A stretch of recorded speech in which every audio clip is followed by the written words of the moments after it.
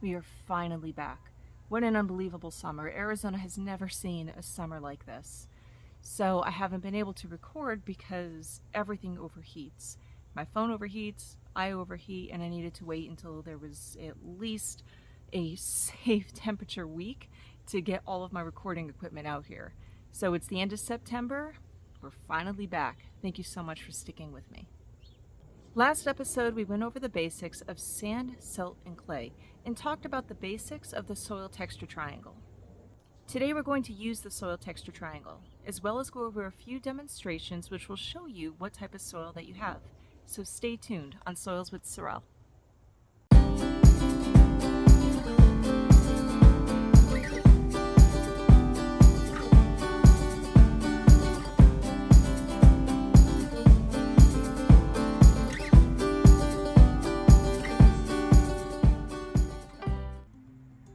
The soil texture triangle is a way to help you figure out what type of soil texture that you have based upon the percentage of sand, silt, and clay that you have in your soil. This is not the same as the 12 orders of soil taxonomy, which explains the 12 classifications of soil based on their specific characteristics and compositions. The 12 types of soil in the soil texture triangle break down soil based upon their textural compositions. But why make a soil texture triangle? At first, this triangle looks confusing because how can there be that much of a difference between sandy loam and loamy sand? The differences are small and sometimes it comes down to the math, but these differences are important because the texture relates directly to how well a soil can hold on to nutrients. Remember we talked about how if a soil has too much clay, it can hold on to a lot of nutrients and water, but it can't drain well because it doesn't allow for a lot of airflow, and how if you have a more sandy soil, it can't hold on to water and nutrients, but it does have a lot of airflow. This is because sand, silt, and clay are textures, and the more or less that you have of them in your soil will help to determine how much water, nutrients, and air that you can have. So this triangle will tell us our soil texture, which will then tell us what our soil needs in order to help us grow the plants that we want to eat. From an engineering perspective, the triangle can help them determine if the soil will be structurally sound to build on. Too much sand won't support a building, and too much clay might be hard to penetrate. Gardeners know that soil needs constant care, so the removal or addition of substances to and from the soil over time can also help to change the soil texture. If your soil is silty clay, you will need to add some sand or other amendments in order to help your soil drain better. If your soil is a loamy sand, you will need to add some clay or other amendments in order to help your soil retain moisture better. Depending on what you want to use your soil for, there are no right or wrong answers to this triangle. Gardeners and farmers will probably want a more loamy soil because they need the sweet spot, which allows for drainage but retains water. Artists who create pottery want more of a clay soil because it's malleable and can handle being fired in a kiln. Along with adding substances that will change the soil texture, natural fluctuations in the Earth's climate and weather can also change a soil's texture with higher or lower levels of moisture, sun, or heat. So the soil texture triangle is a way for us to understand our soil texture so we can understand how well that soil is going to hold on to nutrients and allow for air and water exchange. But how do we put it into practice, and how do we read this rather confusing triangle?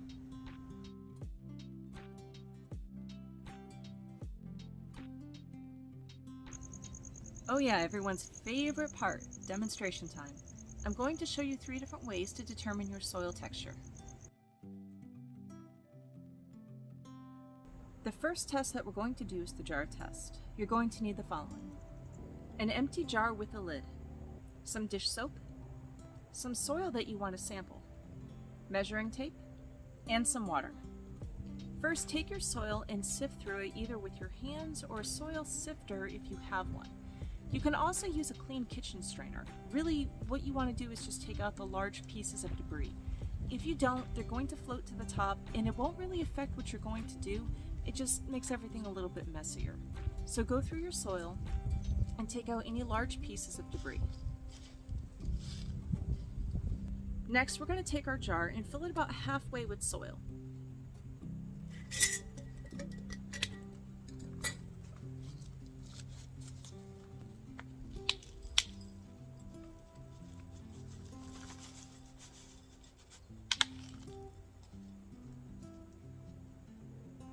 Now we're going to put in a very small amount of dish soap.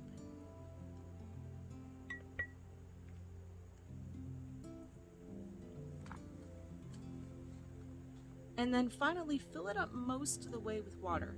You want to leave a little bit of room, that way you're able to allow some air so you can shake the jar.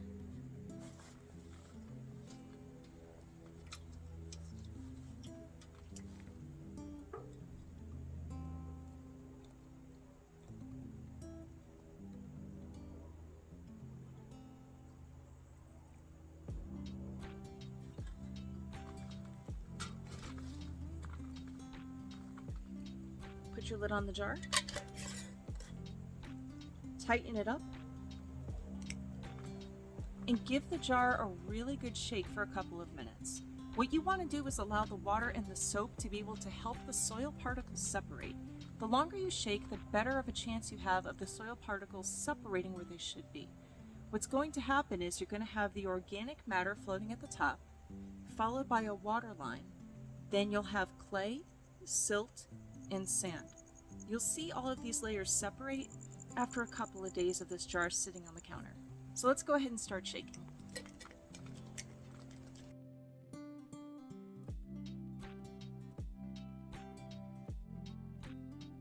So here is our jar after we shook it for a couple of minutes.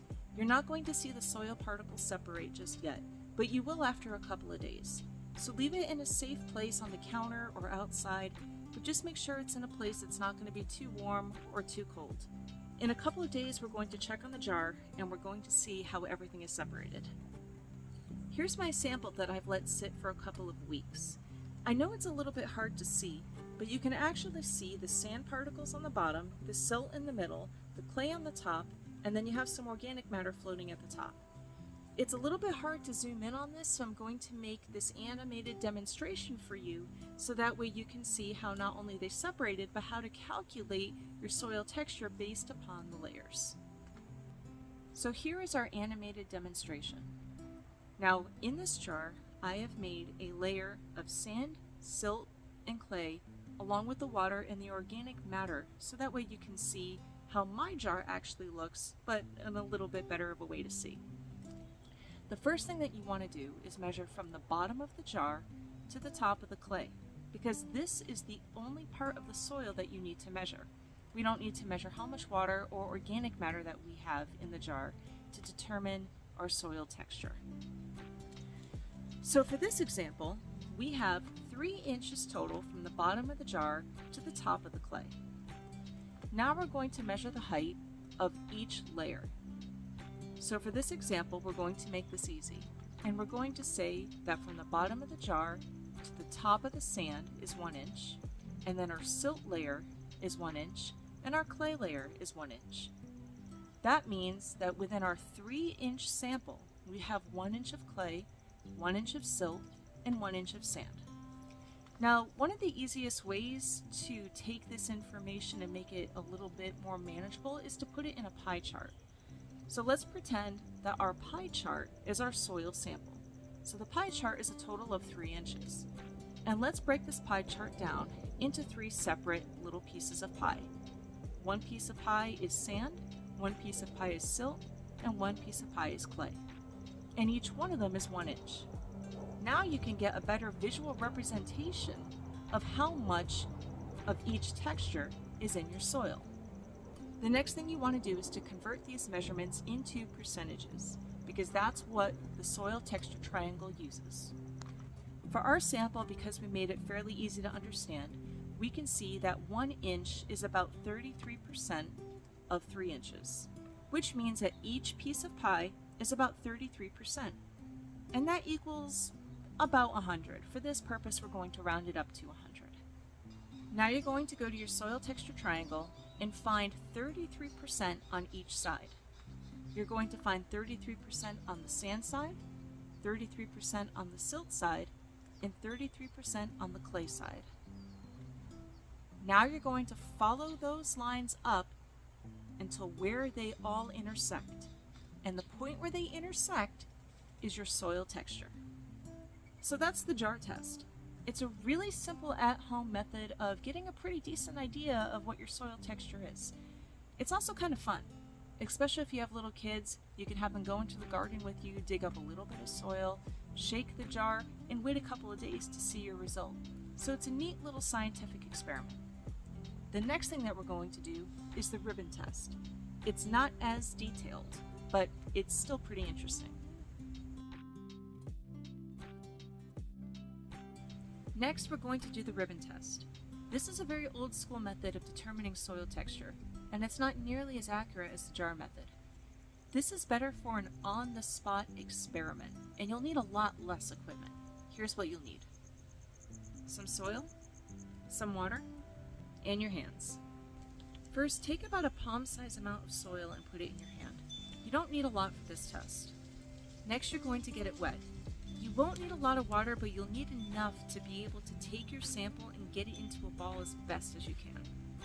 So I'm going to take some water and put it onto my soil in my hand. Then I'm going to squish it and try to make a ball. If it won't come into a ball, add a little bit more water. You're going to lose some soil in the process, and that's okay.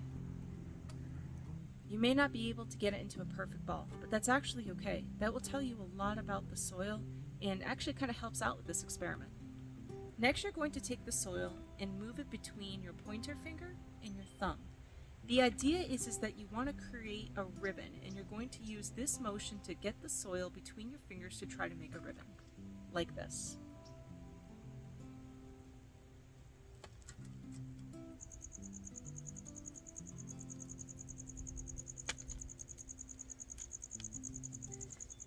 Did you see how it crumbled? That means that there's not a lot of clay in the soil, so I probably have a more sandy type soil. But if I had more clay in the soil, it would form a better ribbon, like this.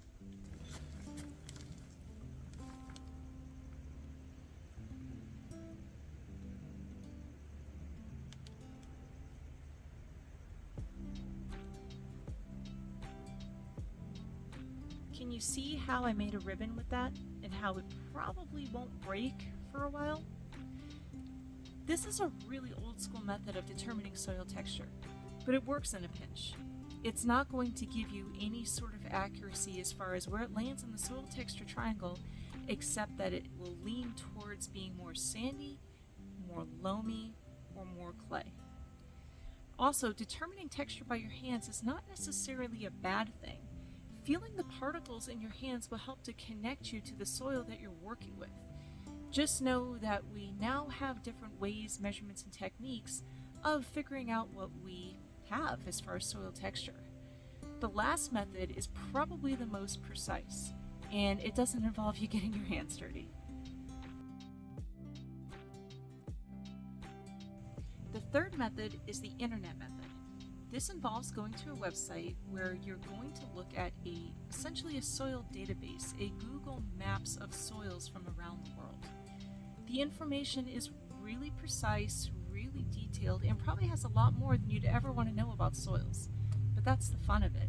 Take a look through it and learn about the soil in your area. I'm going to show you a really simple way of determining what soil that you have in your area, even more precise than the soil texture triangle. Here's where you're going to go. You're going to go to websoilsurvey.nrcs.usda.gov/app/ and click on the green Start WSS button in the middle of the page. Make sure that you are on the Area of Interest tab and go to the Quick Navigation section. From here, you can click on Address, State and County, or any of these selections if you want to know the details. The easiest thing for us will be to click on the state and the county.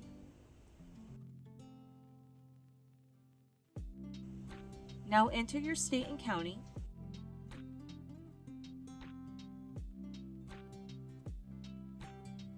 Click View, and the map will zoom into your location. You should have a map showing the area that you selected. Zoom into the area that you want to view by having the plus sign magnifying glass selected, then click and drag your mouse around the desired area. Now you have to select an area of interest. Click on either AOI button depending on if you want to make a rectangular area of interest or a polygon area of interest. Draw the shape of your area of interest.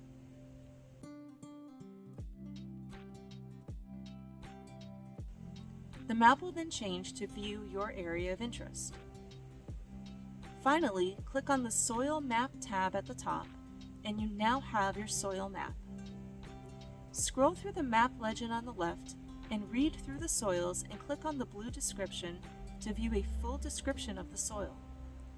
You can match up the acronyms in the legend to the acronyms on the map to see what type of soil was mapped in your area. So that's it for now. Thank you for watching my channel.